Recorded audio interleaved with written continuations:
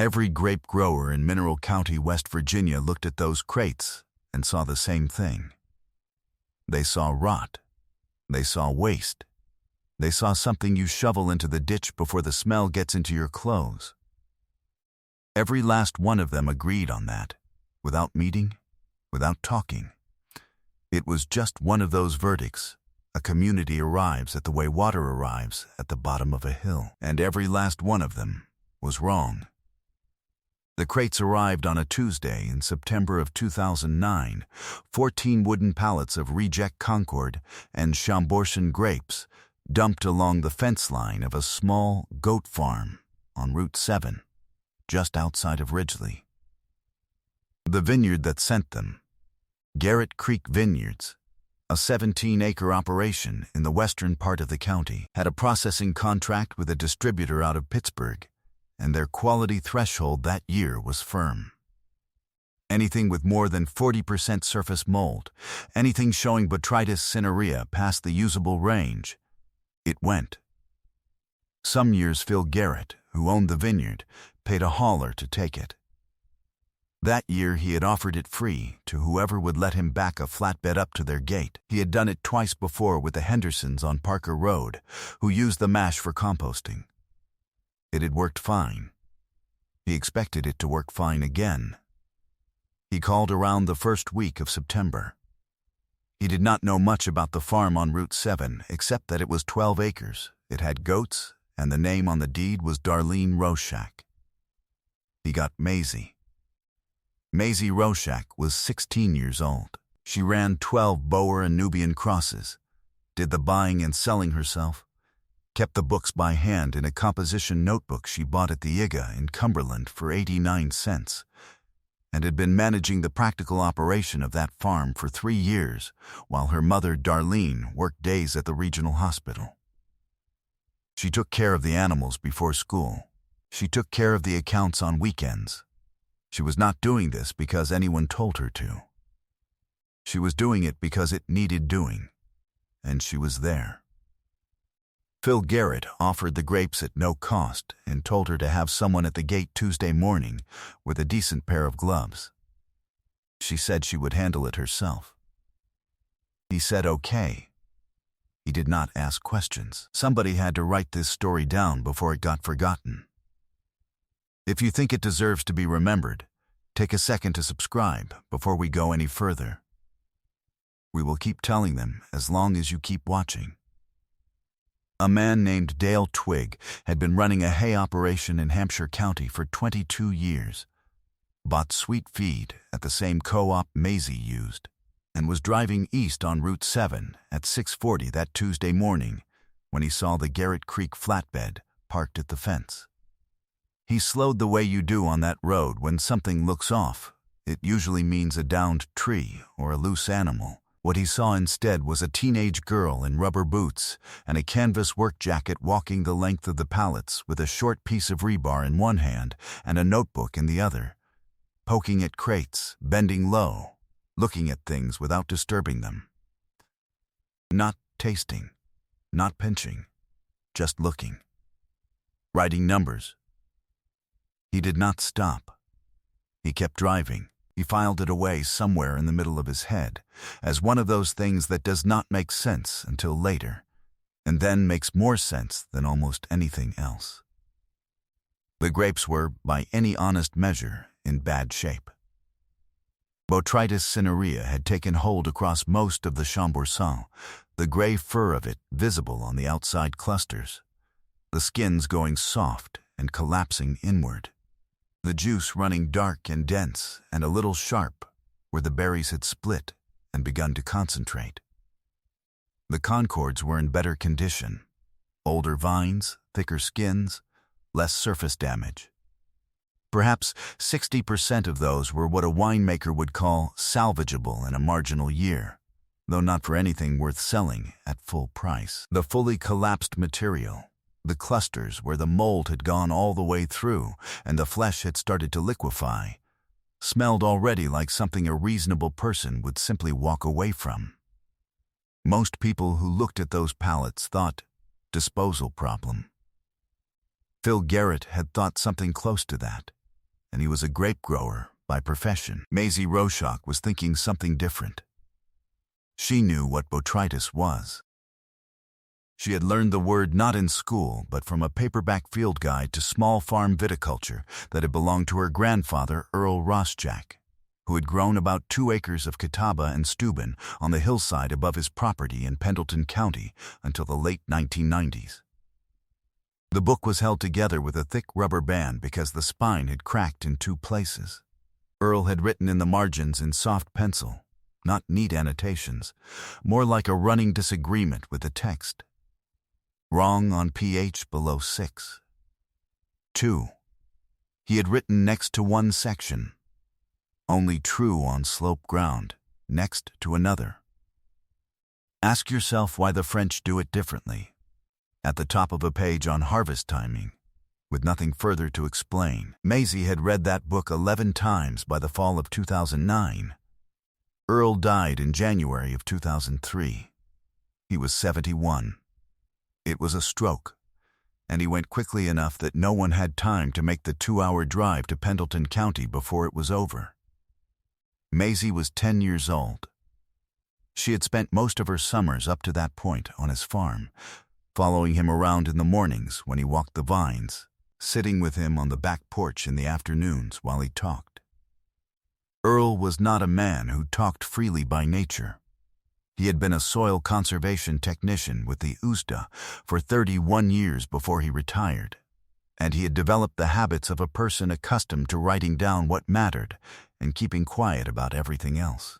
But in his last few years, when the arthritis had slowed him to walking pace and the 2 acres of vineyard had become mostly an excuse to be outside in the morning, he talked more.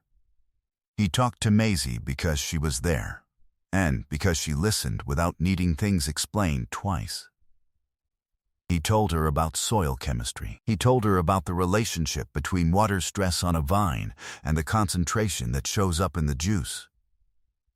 He told her about the noble rot, Botrytis cinerea, under certain conditions, in certain varieties, with the right timing, and how French winemakers in the Sauternes region had learned to leave specific grapes on the vine past ordinary harvest, waiting for the fungus to take hold in the precise way that concentrates sugar and acid and complexity without simply destroying the fruit. He told her that the wine from those grapes cost more than almost any other wine in the world. He told her that the same principle, carried much further over many more years, produced something entirely different in the Emilia-Romagna region of northern Italy. Aceto balsamico tradizionale. He said the name slowly. That was how he said things he wanted to stay said. Traditional balsamic vinegar, not the product in a squeeze bottle at the grocery store, which is wine vinegar with caramel coloring and glucose syrup added, and which bears roughly the same relationship to the authentic thing as a can of fruit cocktail does to a fresh peach picked off the tree. The real product begins with grape must, pressed juice, not fermented wine, cooked down over low heat to perhaps 30% of its original volume, producing a thick, dark, sweet liquid called mosto cotto. That cooked must then goes into a sequence of progressively smaller wooden barrels, each made of a different wood, oak first, then chestnut, then cherry, then mulberry, sometimes ash at the end. Each year a portion moves from each barrel to the next smallest, topped up from the largest, concentrating and changing and picking up something from each successive wood. After 12 years, what remains in the smallest barrel is dramatically different from what went in, thicker than most oils, dark as strong tea, layered with sweetness and acid and something underneath both that has no straightforward name in English. After 25 years, it earns the designation extra vecchio. Extra old. The bottles at that age are small. 100 milliliters is common, and they sell for prices that would genuinely surprise anyone who has only ever thought of vinegar as a thing you pour on a salad. Earl had 3 books on the subject, one of them in Italian, which he could not read, but which had detailed photographs of the barrel sequences. He had a handwritten list: oak, chestnut, cherry, mulberry, with reduction temperatures and timing noted in a column on the right. The ink faded to a pale reddish brown. He had never made it. He had never had enough of the right grapes at exactly the right moment. And then the arthritis had made the question theoretical, and then the stroke had settled it. He had talked about it the way some people talk about a trip they always meant to take. Not with regret, exactly, just with the clear understanding that it was unfinished business. When he died, Maisie inherited the 3 books and the handwritten list.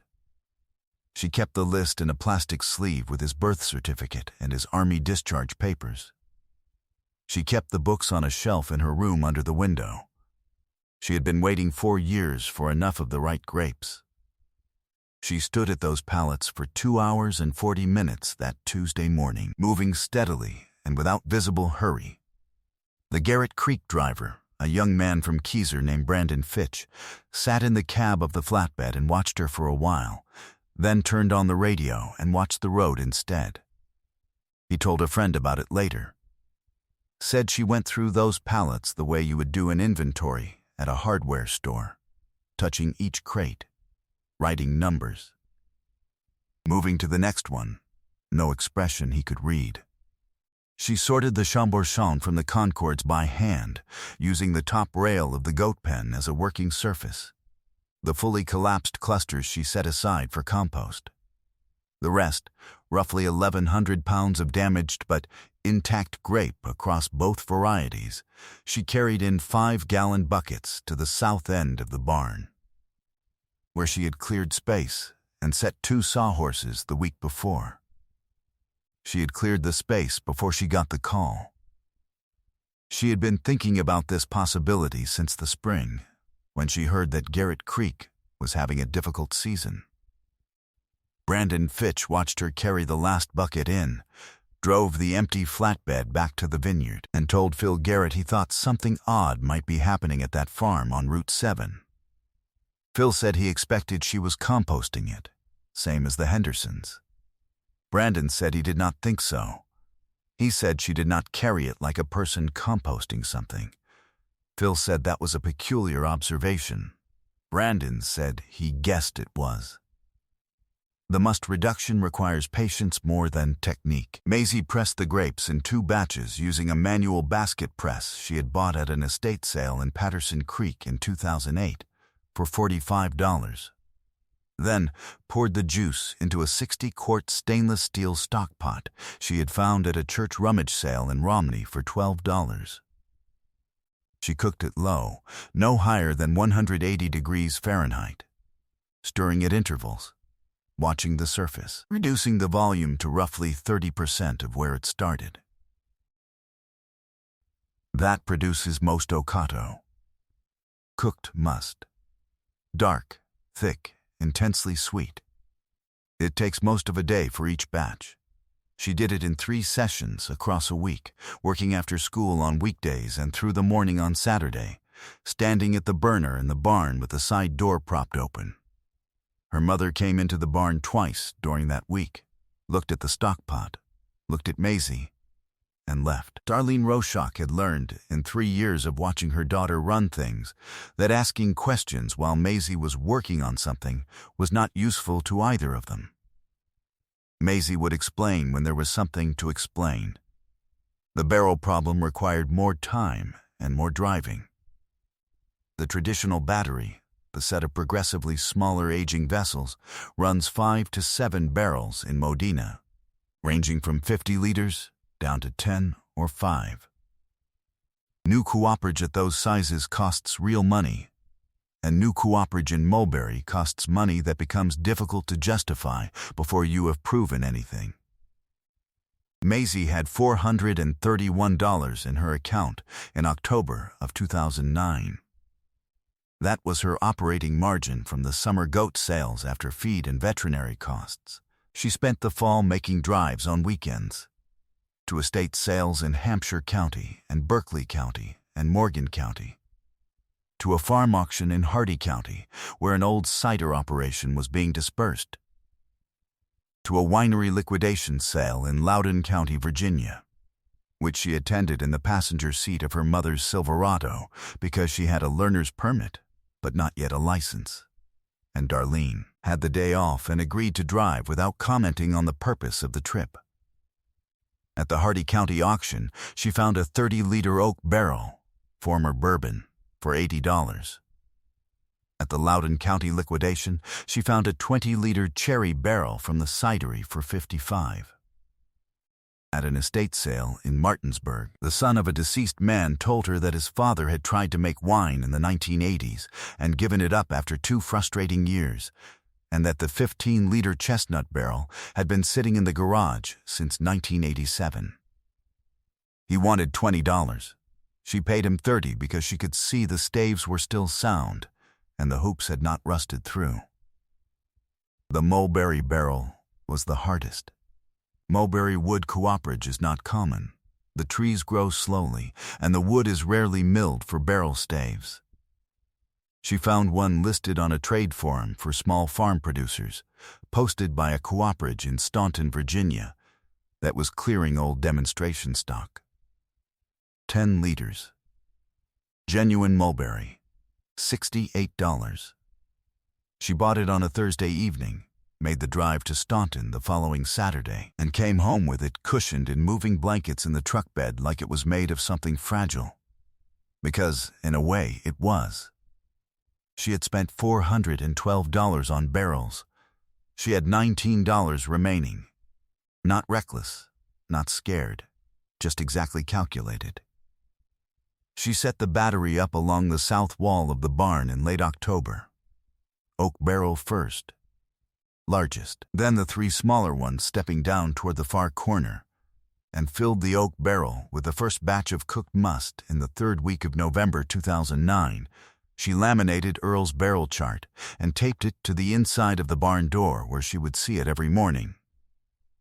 From this point, the process demanded almost nothing from her except time and steady attention. Each spring, she would pull a measured portion from each barrel and move it to the next smallest, topping up the oak from any reserved must.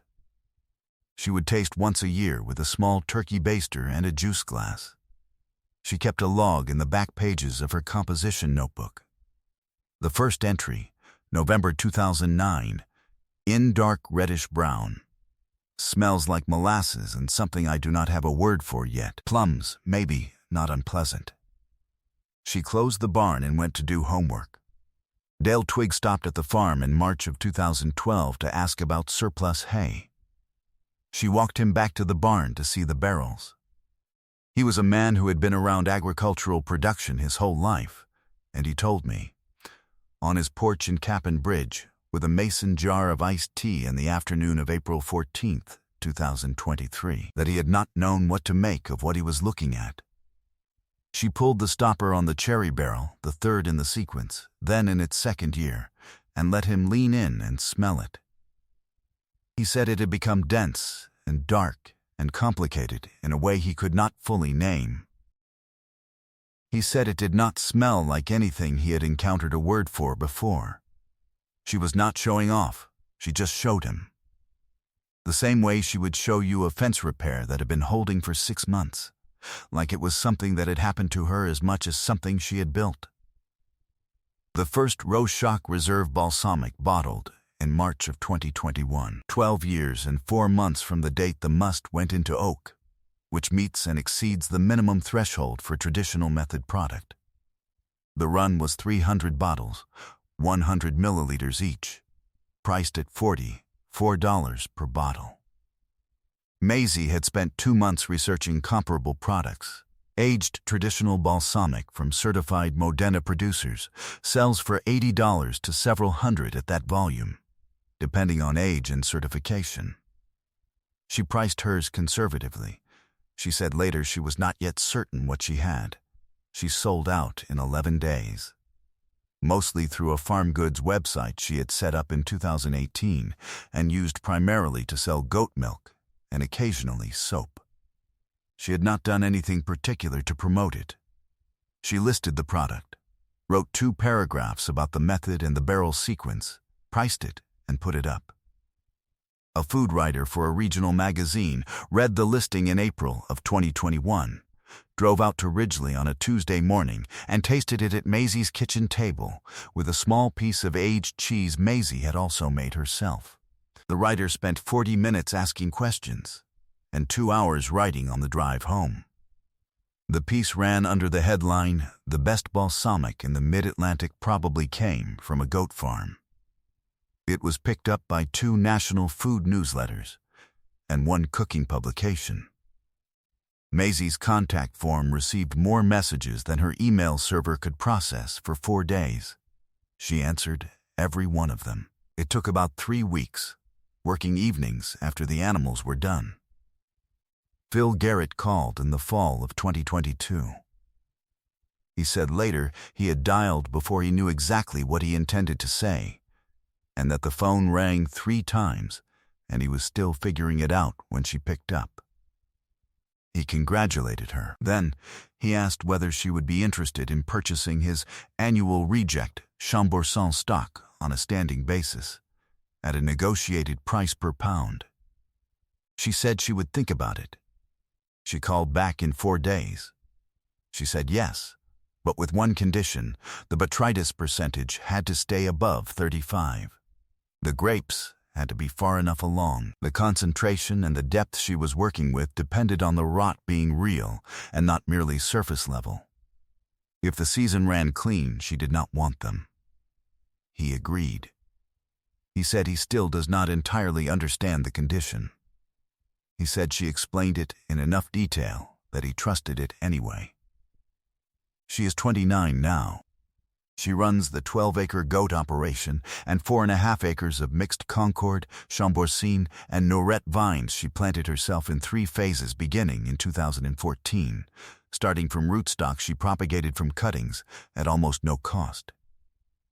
The barn's south wall now holds 11 barrels, 4 separate vintages in various stages of aging, the youngest 3 years in and the oldest approaching its 16th year in the mulberry. She employs 2 people part-time. She has a waitlist for the 2026 bottling long enough that she stopped adding names to it.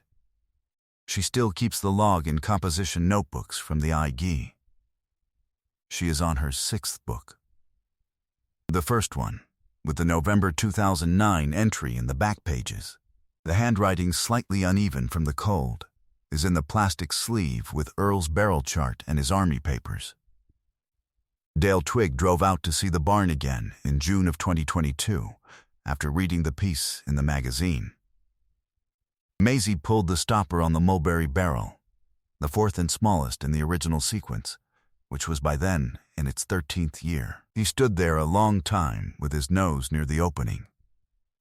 He said the smell had gotten heavier and darker and more tangled than the first time he had leaned in, a decade earlier. He said there were things in it he could not separate out or name.